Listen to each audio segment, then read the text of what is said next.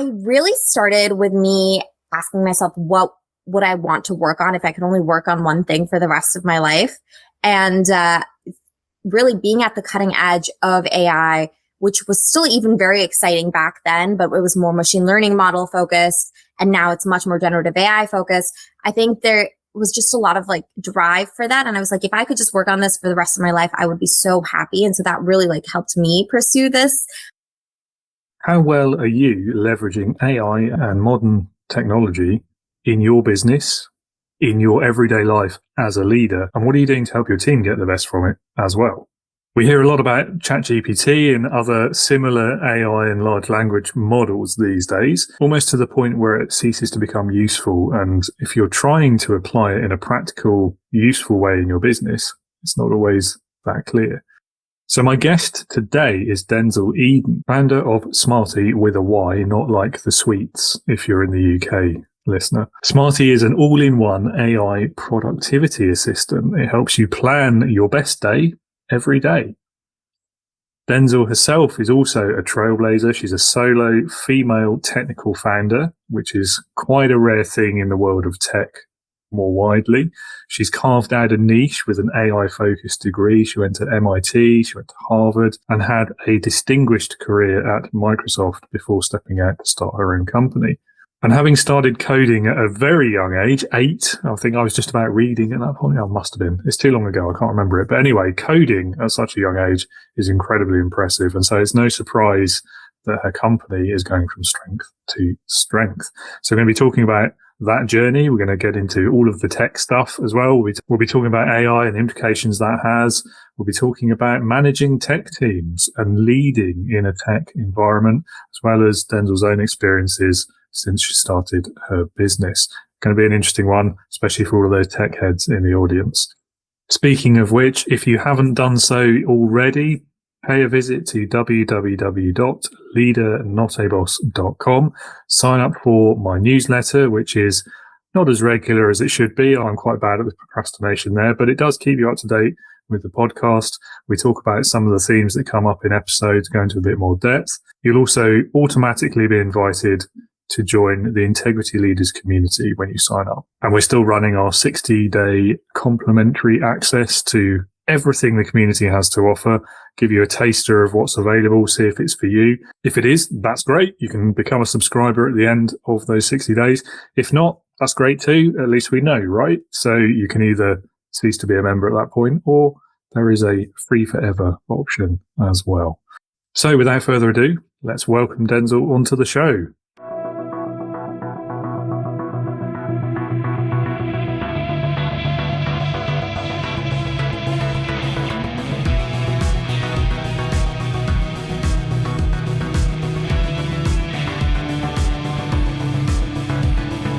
Welcome to the Leading with Integrity podcast. Leadership talk for the modern manager. With your host, David Hatch. Denzil, thank you so much for joining me today. It's great to have you on the show, and welcome to Leading with Integrity. Thank you so much for having me. I'm excited to be here. Oh, you're very welcome. And I'm excited to get into the conversation as well. And on that note, introduce yourself. Tell the listeners a bit about your background, your career so far, what you do today, and why you do it. Hi, everyone. I'm Denzil. I'm the founder of Smarty.ai. We are trying to be an AI-powered conversational calendar for small business owners and solopreneurs to capture everything on their plate so that they can plan their best day every day. We are creating conversational commands like Coffee with David at Blue Bottle in San Francisco at 2 p.m. London time, and have Smarty send a calendar invite to the right person with the right location with the right time zones. That's a conversational command in calendar management, but we're also making conversational commands in email management, task management, scheduling link management. So really trying to be this conversational executive assistant where you can have all of your administrative tasks in one place. The founder's journey has been a long and hard one for me. I used to work in big tech before, and I've also gone to business school. So I'm really happy to touch on anything you want to talk about, David. So conversational AI then, what's the difference between that and some of the more well-known ones that people may have heard of? Yeah, so today AI is really just a tool. It's really meant to help automate a lot of these administrative tasks that are that we face every day. I like to think of AI in general to be following 3 pillars. 1, that it's personalized, 2, that it's proactive, and 3, that it's predictive. And actually, that's the wrong order. It's really AI predicts first using data from the past. It tries to predict what's going to happen next. And then AI is proactive. It can do those next steps for you. And then finally, it's personalized. It can know what your personal preferences are based on your personal data and then choose the right proactive step based off what you would do. And so really that's the same sort of principles that we're trying to bring at Smarty. In terms of conversational AI, there's obviously generative AI with LLMs, which is very natural language based. We started building Smarty pre-LLMs. And so we were still using a lot of different OpenAI APIs, but other also open source APIs that helped bring this conversational command. So it's really the same technology that you're seeing everywhere. And now it's how do you apply it? Okay, that makes sense. And for anyone who's not technically oriented, what is an API? Oh, great question. It's so funny. Like you don't even notice the jargon you're using until you use it. An API is like the language that different software speak, and it's a way for software to speak to other software. And so, for example, Smarty connects with the Google Calendar API or the Google Email API to give you that calendar and email experience. And that conversational layer is something that we build on top of those APIs. And my goal is that one day Smarty can be this hub to connect to all of the APIs of different online software so that you can use conversational commands to automate everything you do online.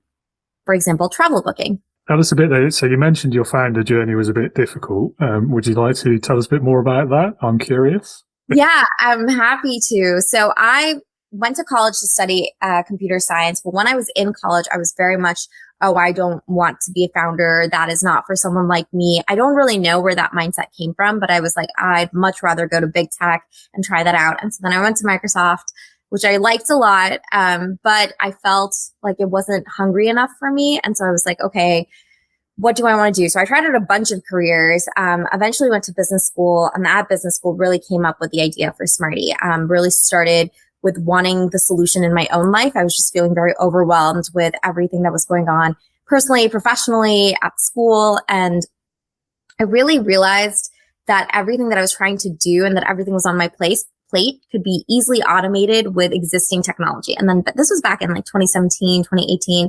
And back then, I think there were a lot of reports from Harvard Business Review and McKinsey that like 25% of the work that you're doing could easily be automated with technology. And today, it's really more like 60% can easily be automated with existing technology, especially with this whole generative AI movement. And so back then, I was like, okay, I want to build this solution for myself. So Smarty actually started as a chatbot where I would try to tell it tasks to do, and it would automate it if it could. But the pitch was not as palatable as it is today, because I feel like it was very much pre this AI movement. I pitched it to an investor. She said no.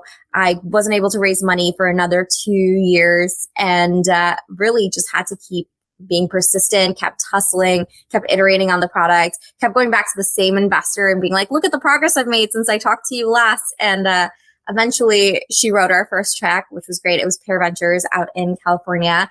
And that really got the ball rolling for me. And now it's 2024. So it's been quite a long time of just keeping at it. Yeah, I guess timing can be everything, can't it? And yeah, I mean, once it became a bit more well-known, I imagine that conversation must have gone a lot easier. Yeah, it's funny because I'm a first-time founder, so I've learned a lot of really great lessons from the experience. And I think, yes, timing is everything. There's definitely like a huge hype and buzz around AI today. But I also feel like I didn't do the right things to raise money if that was what my goal was, or I didn't do the right things to really build a minimum viable company from a minimum viable product. And so there are things that you can be doing very early on as an aspiring founder to validate your idea, to see if it's going to make money, to like build up this validation to sell to investors and say, oh, look at all of the validation I have. So I didn't really know how to do that. And I also didn't, I just figured it out on the way. Well, there's nothing wrong with that. I mean, if it works, right? I mean, I mean, definitely, but it's also like, could this have gone faster? Probably. True. Yeah. Yeah. No, fair enough. And so aside from trying to solve a problem that was bothering you yourself in your own career and your own life, What was it that finally did motivate you to make that transition from being the engineer yourself to being the entrepreneur and founding that business? I really started with me asking myself, what would I want to work on if I could only work on one thing for the rest of my life? And really being at the cutting edge of AI, which was still even very exciting back then, but it was more machine learning model focused. And now it's much more generative AI focused. I think there was just a lot of like drive for that. And I was like, if I could just work on this for the rest of my life, I would be so happy. And so that really like helped me pursue this. And I think that's really important when you're starting a startup, is to have that passion for a space and also just that commitment to a space. Because I think if Smarty failed today, I would probably go and work on the same vision, just at a different company. And so I have that confidence that, one, I believe this is the future of technology. And then two, this is what I'm passionate about, which sometimes is the only thing that keeps you going on days. Yeah, I can certainly empathize with that. And so having that background as an engineer yourself, how has that influenced your approach as a CEO? I think I'm a very logical thinker and I'm a big problem solver, which I think are such great skills as someone who is constantly facing new problems that they have no idea how to solve. But on the other side, I will say that being an engineer has also led me to one of my biggest pitfalls, which is build and they will come, because sometimes it is easier to build than it is to validate or do research or to sell or to market. And those are all really important skills. I love being a founder because it kind of forces you to learn all of the skills, but I am also a builder at heart. And I like to come back to building whenever I can, which I will say is probably not like the healthiest way to be growing your startup, but it might be it's a good thing in the middle though, once you have a validated idea and you need to build something. Yeah, that's true. And it's something I've heard before and have experienced myself as well. You get lost, don't you, in that, whatever the problem is you're trying to solve, or whatever the technology is you're working with, or whatever the cool thing is. And you're like, wow, this is a cool thing. I want to do the thing. And then sometimes we forget. Right.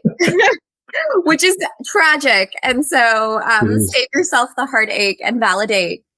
Absolutely. Absolutely. But you're right, of course. I mean, once you know it's a good idea and that people want it, you've got to have that ability to actually implement. And I think I don't know if it's an overlooked skill, but it's quite often a missing skill in founding teams, isn't it? Definitely.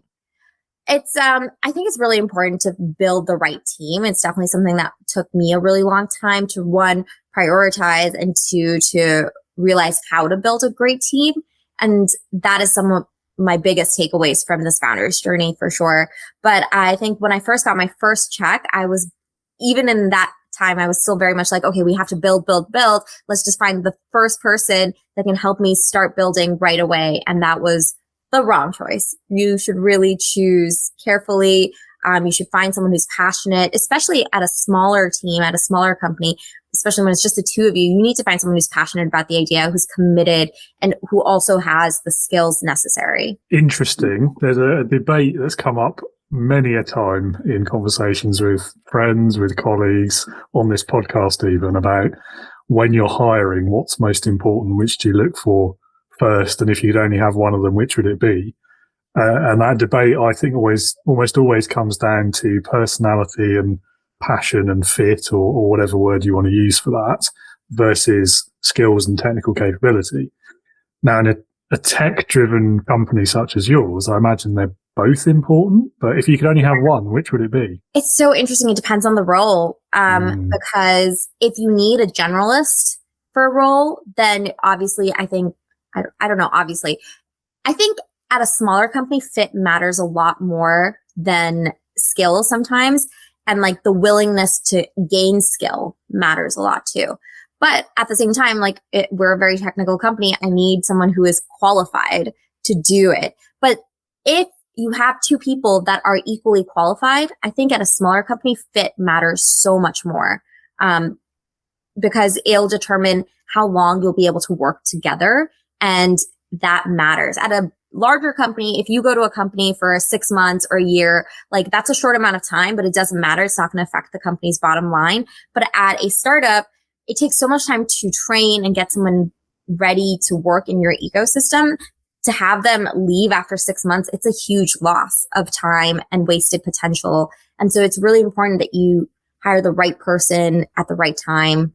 And I think fit just matters a little bit more for that at a smaller team. Yeah, that's usually the side of the fence I come down on as well. I think, skills can be taught, can be learned. And yes, I mean, there is a time versus cost trade-off as well, of course, because whether time is more important, you just need someone who's already qualified, but then you're accepting that's probably going to cost you more in the short term versus whether you're making a longer term investment. Yeah, it's a tough one, isn't it? It is. It comes down to the people, but I've really found that when you have a team that's committed to your vision, committed to what you're building, the quality is better. Yeah, I think so. And I think if they believe in the idea and they want to achieve the same things you want to achieve, then everything else will come. Yes. Eventually, sometimes, but it will. Yeah. This timing can be a little hard to predict, but exactly. Indeed. Like as long as you're all on the same page, things move a little smoother. There's more momentum. Which is part of the burden of leadership, of course, is making sure everyone's on the same page. The hardest part, for sure. Having that experience and being a solo technical female founder in an industry that has a difficult relationship, shall we say, to diversity, how has that experience shaped your perspective on that diversity in that industry that has sometimes quite a poor reputation for it? It's a really great question. And it's funny because I really used to not think about it that often. Because I've always been in like classrooms where I was like one or two women, or in high school, like I took AP Physics C and like I was one of two women in that class. And then in college, MIT does a really great job of having an equal gender balance, or close to it. But like going out into the tech field, like these teams that I was working on, especially on the software engineering side, there was only so many women. But it never felt like I was at like the forefront or I was the first woman at any point. And then now that I'm in AI, I've been going to more and more conferences and more panels where there are only male speakers. And I'm shocked because one, I'd never been so aware of the gender disparity before. And two, I know that there are women in AI. There's more women in AI than I think ever before. And so I think it's also just a lack of having a platform and exposure and having the right connections to be on the right talks. And so I think prioritizing showing diversity is really important in all aspects, not just gender, but also for everyone who is in that space and feeling like they're not being represented by what's around them. You have to just keep going, and you have to just remember what are your goals, what are your communities, and cultivate those communities, cultivate your goals and ideas, and keep going. Just like anything else, this is just like one other factor, and you can't let it detract you from your journey. And then in terms of trying to change things, the best way I think to do that is one, to seek out peers and mentors who look or give you the motivation or representation that you need, and then try to pay it forward and try to find those aspiring folks that you can help, that you can give the guidance and advice that you've had. I think it's really important to be at all times generating and cultivating a network at all three levels, people above you, people at your level, and then people below you who you want to mentor and help. And I think you'll find that there's always something to learn from all of them, and it's a different relationship in every case. So I think that's the best thing anyone can do to help get the diversity that they want in the future, if that makes sense. It does. And one thing that almost always comes up, particularly when we're talking about gender in this kind of industry and this type of diversity, is, I mean, I've heard it a few times, I'm sure you've heard it as well, is the kind of the response from the generic senior manager. You know, I'd love to hire more women in these roles, but none of them are applying, so it's not my fault. Yeah, I've definitely heard that as well. And that's why I really think it's like up to you to generate the network that you want. You have to actively seek it out. You have to, because it becomes easier. Like once you have a few women or a few underrepresented folks in your network, you ask them, they know more people. It becomes much easier to like increase the funnel once you've started, once you've opened the faucet. And so it's really important for anyone who's interested in increasing diversity to actively be seeking it out. Yeah, I think it is a tough one, isn't it? And you can understand why people default to that kind of response, because that's the path of least resistance, isn't it, effectively? But I think if you are serious about building that diversity, you've got to go out and find it.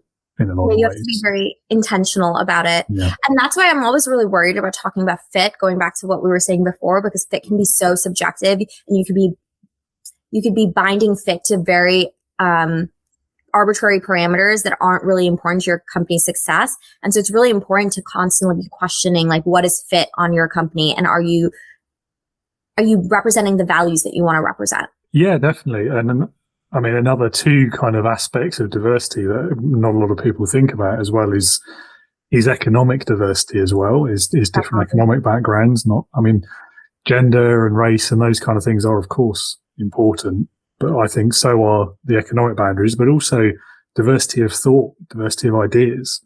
Yeah. Because if you get, remove all the other factors, if you only recruit everyone from the same university, say, they're probably all going to have the same economic background anyway, because they've all mostly gone to the same university, but they're all going to have been taught the same way. They've been taught to think the same way. They've probably done the same qualifications from the same teachers, same amount of time. And there's that aspect of it as well. And it's a whole kettle of fish, isn't it? I completely agree. My team is very small, so like diversity, we are actually a very diverse team. And so it has never been like an active question that I've been thinking about, but I think it's easier because I'm already diverse. So it's like easier for me to build a diverse team. But I really 100% agree with the socioeconomic diversity, because that is so overlooked. And one, it's hard to choose for, but also I feel like a friend of mine, a business school friend, Gordon Ning, wrote the book, The Unspoken Rules, where like there are things that you just learn from how you've grown up, from like the exposure that you've had. And I think socioeconomic diversity is important because you need to actively invest in these communities in order to like see success. And there's so many rules that we never talk about that people are judged for in the professional world. And so how do you start cultivating those skills and mentoring those skills in young students before they even enter the job world? Oh, exactly. And some of them are just so, those unspoken standards are just so ridiculous when you actually take time to think about them. Like, so the one for my generation when we were first entering the workplace was what you're wearing when you go to your job interview, and that's what you're judged on pretty much for the rest of the interview. So subjective. Yeah, and it's irrelevant. And then, I mean, another one that came out a few years later was whether you've got any tattoos, like as though that's some measure of your professionalism. And it's so silly when you think like how that has no impact on this person's ability to do a job. The quality of work that you will be doing or bringing to the table. And I do think that's changing. I think this like TikTok and like social media, it's gone both ways. I think it's kind of like shown the extremes of either, of like no filters, nothing, and just being purely improv versus like all the filters, all the preparation. So it's a funny time. Like I do think like we are evaluating these arbitrary standards we've set and questioning them, hopefully. Yeah, I definitely think there's progress. But yeah, I guess it's just they're two easy examples, aren't they, of some of the pointless, silly standards that we come up with when we're hiring. Definitely. So let's go back to AI again.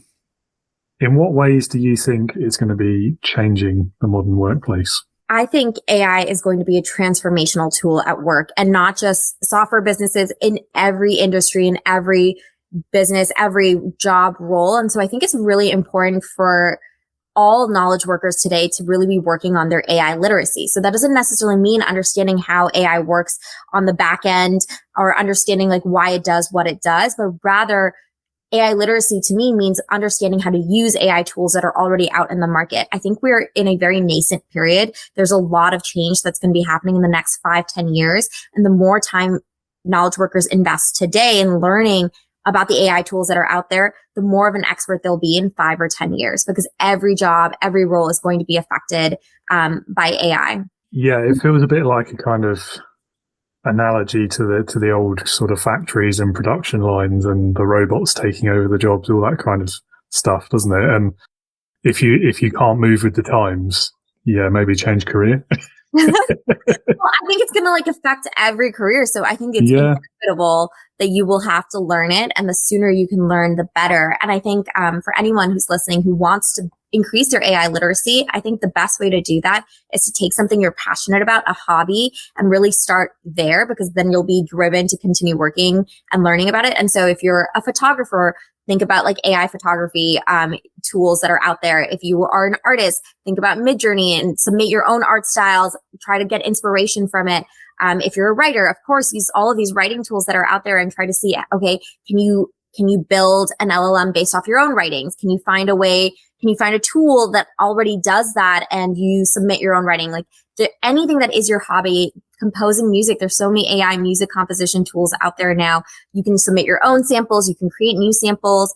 I think there is going to be a huge synergy between AI tools and the knowledge worker that is using them. And so I think this is a great time to take your passions and explore it. And then you'll find by the time it comes to your job, you're going to be so on top of how to use these tools, how to prompt them, you'll know how they think, which will be complementary to how you think. Yeah, that's an interesting take on it. Definitely. I think, so what would you say to the people who are worried they're going to lose their job to an AI, or say people in creative industries who are worried that creativity, that aspect that makes them unique is going to be replaced by just soulless copies of other people's artwork, for example? Definitely. I hear that. I definitely think there is a lot of regulation and governance happening right now around copyright. I think that's very important. But for all of the artists that are worried that AI tools will take over for them, I definitely don't think that's the case, because even now you can start to see like what posts were written with ChatGPT on LinkedIn or on social media or on Twitter. It is obvious because it's all based off previous data. There's no true creativity or true authentic newness to any of this work. It is based off past data. It's like if an artist was looking at past influences and trying to understand and be inspired to create something new.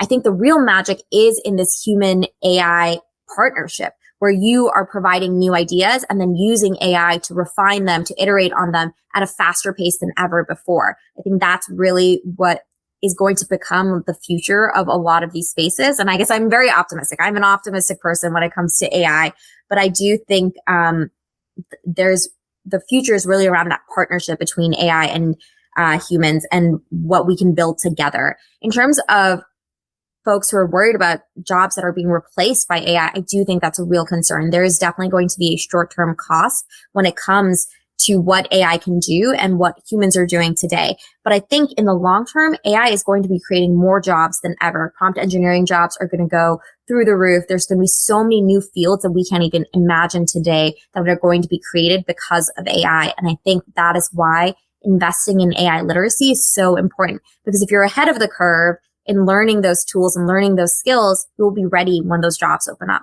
If you don't fancy that, just focus on the people-oriented skills like leadership. There we go. Great. There's things that AI cannot do, computers cannot do. But I do think, it is like the Industrial Revolution. Certain jobs were taken away, but if you learn how to use the tools, you set yourself up for more jobs and better jobs in some ways. And it's the same thing now. It's like using the internet. If you didn't learn how to use the internet, you were going to be left behind as the knowledge working space moved forward. And so I don't think you have to be an expert in AI. You don't have to be an expert in how AI works. But you need to be able to understand how these tools think and how you can leverage them. Yeah, I suppose it's no different, is it? The internet is a good one, but, Excel, when that first came out, all the accountants had to learn how to use it. They didn't have to know how it worked. They just had to know how to use it. So, yeah, I can see the parallels, definitely. Let's talk about leadership then. First question for you on that one. What is the biggest leadership lesson you've learned in your career so far? That's a great question. I think the biggest leadership lesson that I've learned is really how to empower your team, how to take a step back and trust that they know what they're doing and align around a North Star. And I think the way to do that tactically is to not micromanage. It's to hire well and to not micromanage. You need to trust your team members. You need to know that if you are aligned around the North Star, that they should be able to understand what work needs to be done across different areas, not just the task that's assigned to them, but also tasks that they can see just hanging around in the company. And so I think the better job you can do of cultivating that empowerment and independence on a team, the more optimal results you'll see. I think that is a hard thing to do. And so, but if you can do it well, I think you'll see a lot of gains. It always makes me smile when somebody says, don't micromanage, because it's top of my pet peeves for leadership is micromanagement. It doesn't work as a leadership style. You should never micromanage. And I understand where the temptation comes from. I feel like, especially as a small business owner or as a founder, everything makes a difference. And so you just want to feel like you're in control because so much is out of your control.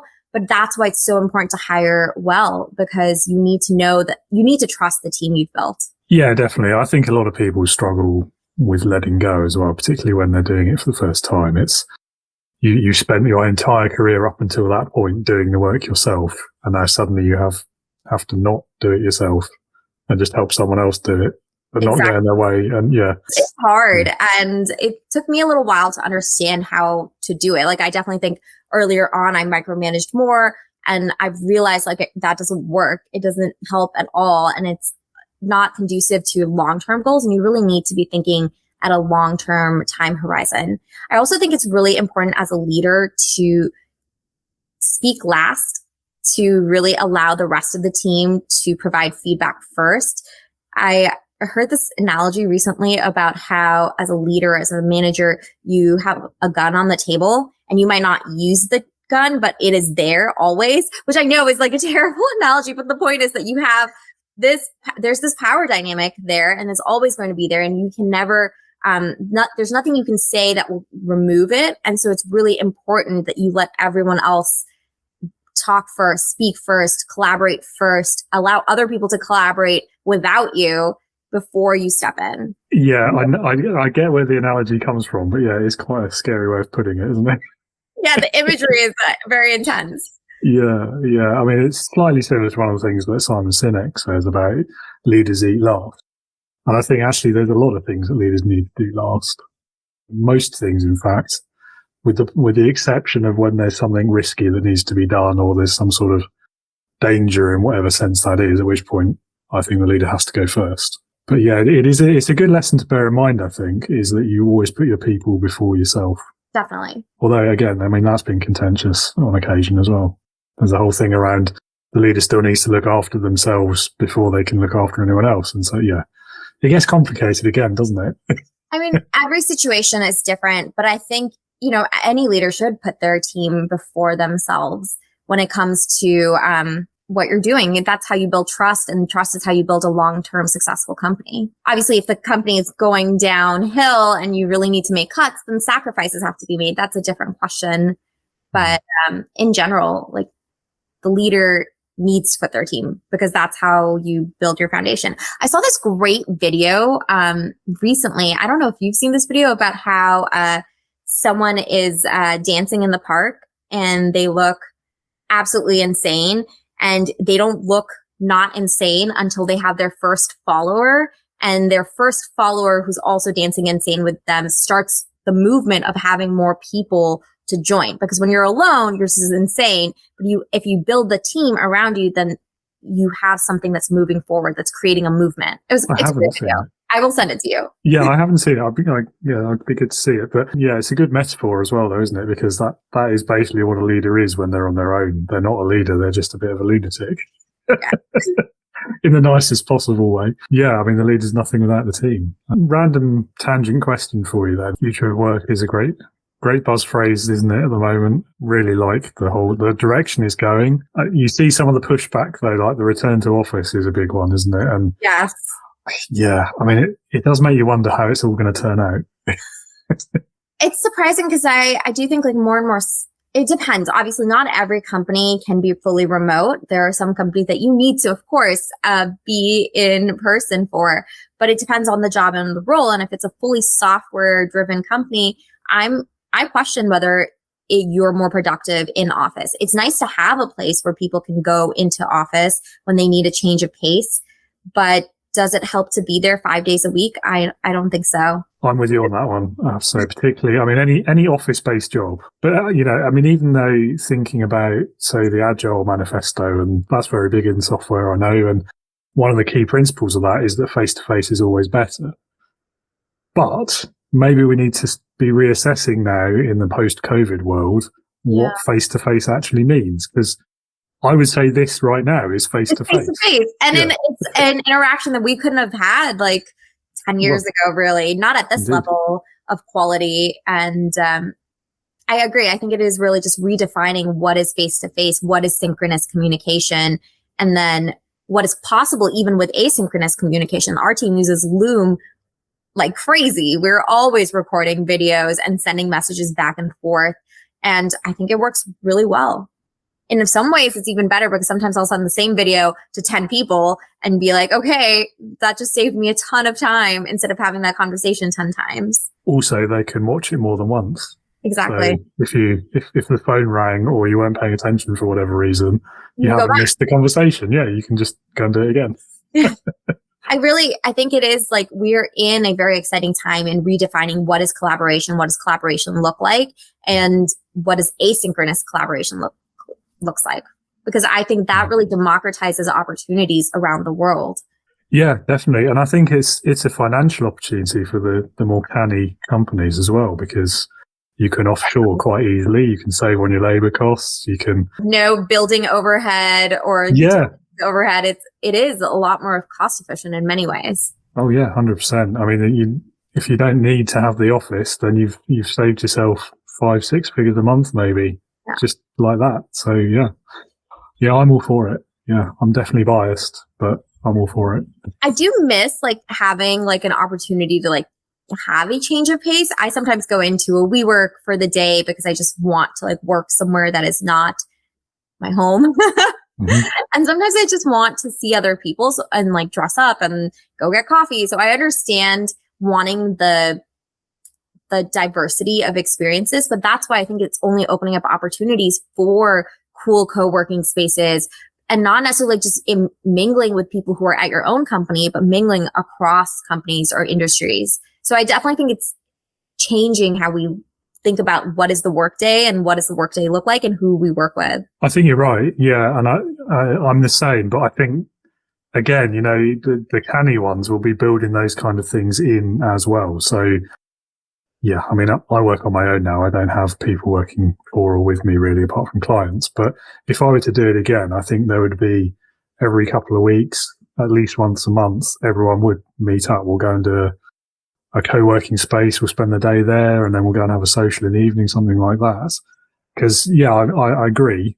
I never would have said it when I was an employee, which tells you about where I worked and how I enjoyed that, perhaps. But I think it is important, isn't it? Yeah, I definitely think it's super important. I also think it's easier to want to socialize with your coworkers when it is not something that you're forced to do, and it's something that you aren't really like.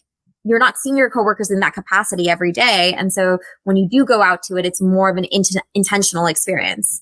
And I think in general, everyone is leaning more towards curating intentional experiences with everything that they do. Definitely, yeah. And I think, I mean, the other aspect of it, of course, is back in the day when we were all in the office and we had no choice about it. Yeah. That kind of sense of forced fun. Yes. And the same rule for everyone. Like, everyone has to go to the same thing and you will enjoy it. Like, even if you're an introvert and it's the worst possible thing for you, or you're neurodivergent and it's a really unpleasant situation or context for you to be in, any of that didn't matter back then. Whereas now I think we've got that flexibility. We can cater to different needs and what works best for different people as individuals, rather than just having a blanket rule for everyone and no complaints, or your anti-team. Right. Oh, yes. I remember those days. No, I agree. I think we have such a great opportunity now to focus on the individual and like what they need. I think that's going to be the difference between success and failure for companies in the future, to be honest. I think the AI thing is there now. There's nothing we can do about that one way or the other. I think it's going to be how you leverage that experience for the team. Definitely. And AI is just a tool. Another maybe scary analogy that someone told me is that AI is like fire. You can use it to heat up your house or burn it down. And it's really about how you use it. So, yeah. It reminds me of that film I watched recently. I can't remember the name of it now. The Creator. Have you seen that? No, I'm going to look into it. Okay, I don't want to spoil it for you, but one of the premise at the beginning is that AI tries to wipe out humanity. It gets control of the nuclear codes. Oh, wow. Yeah. And I mean, that's kind of the burn the house down problem, isn't it? It is. So it's hard to know how to like have governance and regulation around it. And it's very top of mind, of course, today. Yeah, definitely. Next question then. What has been your best experience of being led? Oh, that's a great question. My best experience of being led. So I've been doing this for a while. So I'm like, in a way, a lot of my investors are kind of leading me as well. But I think in general, it comes back to the same qualities that I mentioned, because I think I took them from leaders in my life. It's very much being able to understand what is the North Star at any given point, to always have clarity on like what are the goals and the vision, and then to feel empowered to do whatever I need to do to make that happen within my role. And I think really feeling empowered, not feeling micromanaged, and having a resource to collaborate with whenever I'm stuck or need help, that has made my best jobs my best jobs. I won't ask you to name names. I've been in every experience that I've had, from Microsoft to internships, that I've seen that across different roles. It's funny when I ask that question, a lot of people struggle with it. Whereas if you ask the opposite question, like, what's the worst experience you've had of leadership? Almost everyone immediately knows, right, I've got an answer and it's a good one. Right. And I think it's really a shame, because I do think like leadership is such a skill, and I don't think enough managers are taught it early on. And it's hard to learn. And I think, to be a good manager, you need to be actively seeking out management books, tutorials, classes. Like, you should be trying to be a better manager every day. And I don't think most managers do that. They're just like, okay, I guess I'm managing now. And they think it's like an extension of their old job, but it's actually a completely new job, that requires a lot of time and effort. And, to the question of like, what is the worst management experience, which I know you didn't ask, but I will say like all of the worst experiences I've had, they always dealt with some form of micromanagement, some form of lack of resources or a lack of opportunity to collaborate. And then, not giving me the space to speak up or to talk back or to ask questions. And I feel like, every worst experience kind of like falls under one of those buckets. I think, if we remove kind of the outliers of literal bullying and harassment and that kind of stuff, I think most of the stories, what it will come down to is just not feeling listened to. Micromanagement, lack of trust, no respect at work, not being paid what you're worth, not feeling valued, all of that. It really just comes down to the boss isn't listening to your opinion, to your viewpoint, to your experience. And of course, the opposite of that is mostly what good leadership is about. Listen. Yeah. No, it's so true. And I totally agree as well about early managers. That's why I'm here. That's why this podcast exists, is to try and help people solve that problem when they encounter it. And on that subject then, what would be your best piece of advice for a new leader or first-time manager? To look up resources to help you when you get stuck, and to like even proactively do that, and to understand your team. Actually, this is a peer manager that really inspired me the other day. They were reading this book called The Four Tendencies, and they started reading it because they wanted to understand a different member on their team who didn't seem motivated by the same things that other team members were motivated by. And so as a manager, she was trying to understand, how do I motivate this person? Like, how do I help them in the role that they're going to do? And she started looking up resources to understand how he thinks, and then how she can adapt her management style for him. And I was so inspired by that, because I was like, that is proactive management right there. And that is what a good manager should be doing. It's not about how they can change to better enable you. It's how can you change to better empower them. Oh, I love that as well. Yeah, I think so much of leadership is contextual and situational. And I think to do it well in this day and age, particularly in tech industries, you've got to be adaptable. Definitely. Really, it's not even about the industry, is it? I just say tech and industry because we're talking about tech, but people are all different. Everyone is an individual. Everyone will react slightly differently to the same situation. And so if you can't adapt to that and identify what leadership is required by each individual you're leading, I think you're gonna struggle. You're gonna hit a roadblock pretty quick. Yeah, it's not one formula fits all, or the idiom there. Indeed. What would be the one thing that you wish you'd known before you started your career? To be willing to take risks and to feel comfortable with the uncomfortable.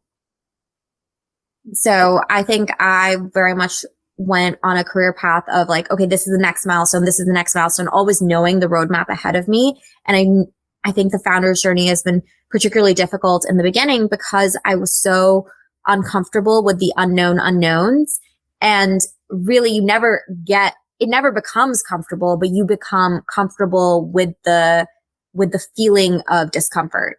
And I think that's something people should practice earlier on. I actually think children should practice that. I think at 5 or 6 years old, you should, the earlier it's muscle, the earlier you start working and training that muscle of feeling prepared in the unknown. I think that is a great life skill. And then the second thing is like this, I don't know why when I was a kid, I had this idea, okay, one day you'll have learned everything you have to learn and then you'll be like set for life. And that's just not true. And honestly, it would be so sad if it was true. And I feel like that's the other big thing that the founder's journey has taught me is that I think some of the best wins, especially early on, and you should celebrate all the small wins that you have because it really will keep you going. But some of the best small wins are really this idea of like how much I learned today. Like, what did I like accomplish and learn and how did I grow today? And I think that growth mindset and celebrating it has really been something else that I've really loved learning in this journey. I think the first one is interesting as well because it's resiliency, isn't it, effectively? And I think, again, you know, the elephant in the room that is COVID, I think a lot of people have been forced to become a lot more comfortable with uncertainty in their future. Whereas, you know, back when we first entered the workplace, it was, you've got to know where your paycheck is coming from. You've got to have 100% confidence that it's going to be there the next 12 months at least. Otherwise, everything feels like it's falling apart. Whereas now, you know. And like people are so much more open to taking risks with their work, with their paycheck. And I think that is like something that is great to be comfortable with, especially earlier on in life. Yeah. Lifelong learning as well, fully behind that. I think if there's ever a point in my life where I'll be okay with feeling I've learned everything I need to know, it will be the day before the end. Yeah. So if I have that last day of feeling, well, I'm done. That's cool. Yeah. Satisfied.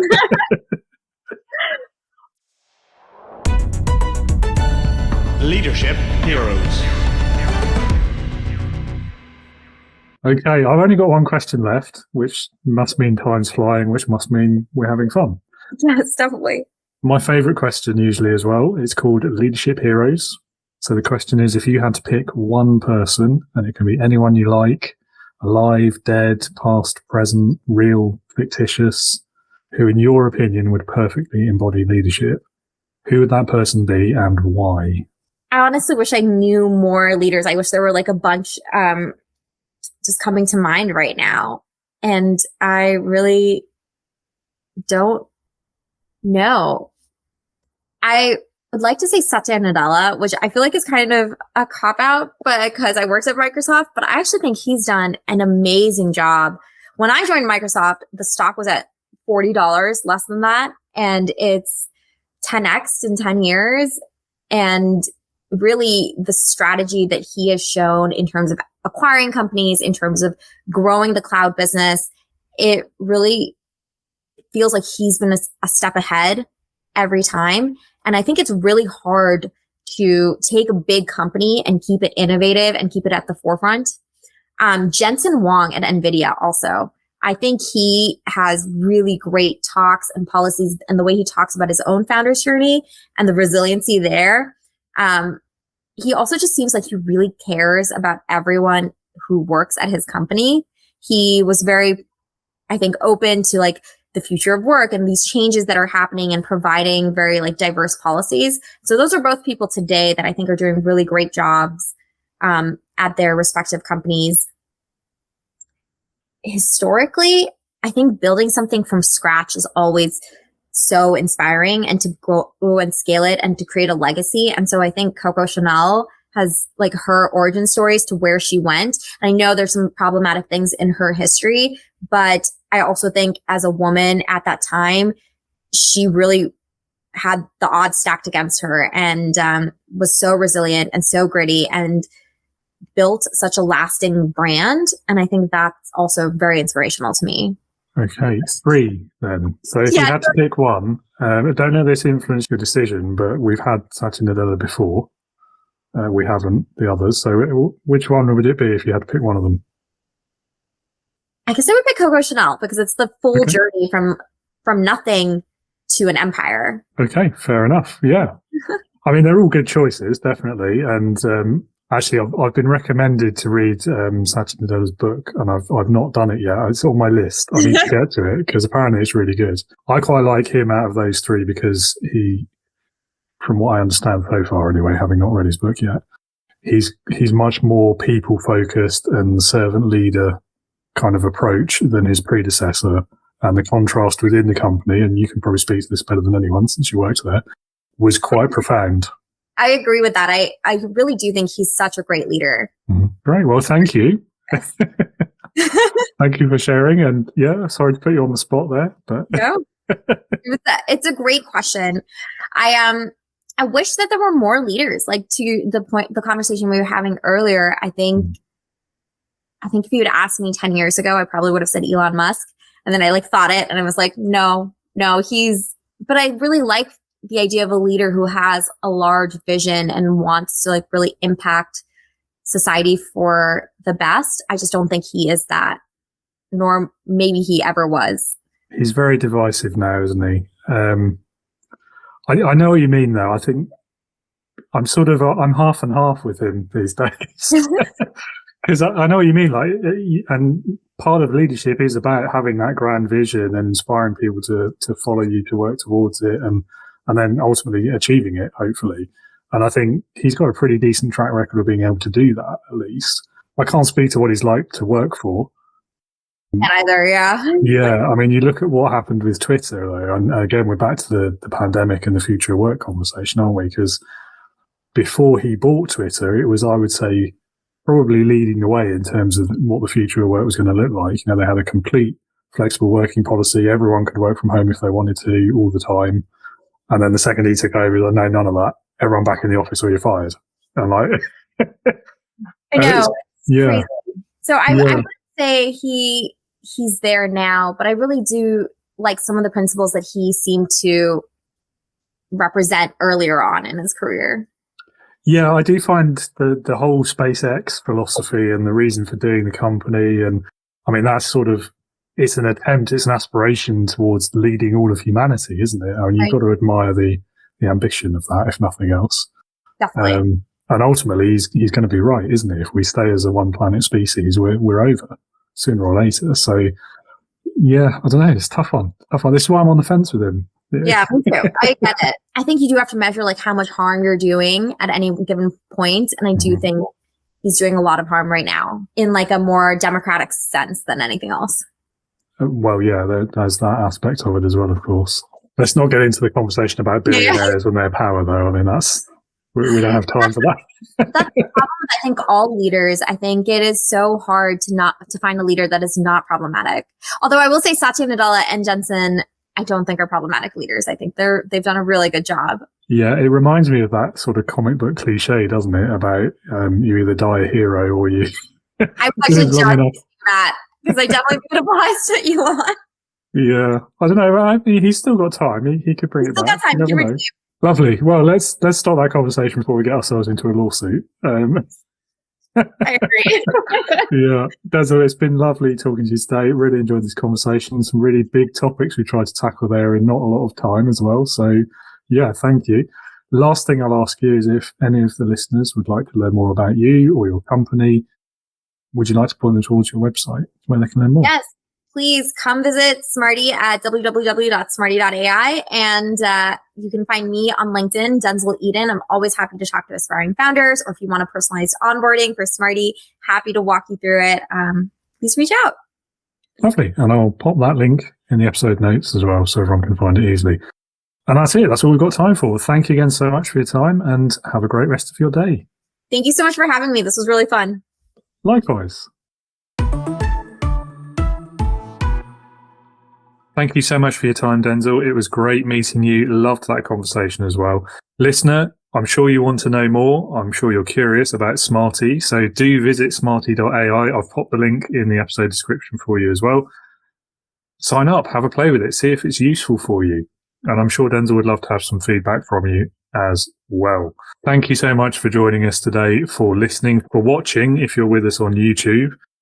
Great to have you here. Every listen, every view, every review is appreciated. Thank you so much for your support. Podcast wouldn't be here without you. So yeah, thank you again. I hope you'll join me again next week. We have 2 episodes next week. One of them is a bonus because we're hitting 100 episodes. So I had to do something a bit different to mark the occasion. It also seems quite relevant to today's conversation. Why? Because it's going to be a bit of a different format. Instead of me having a guest and interviewing them, I am going to be interviewed.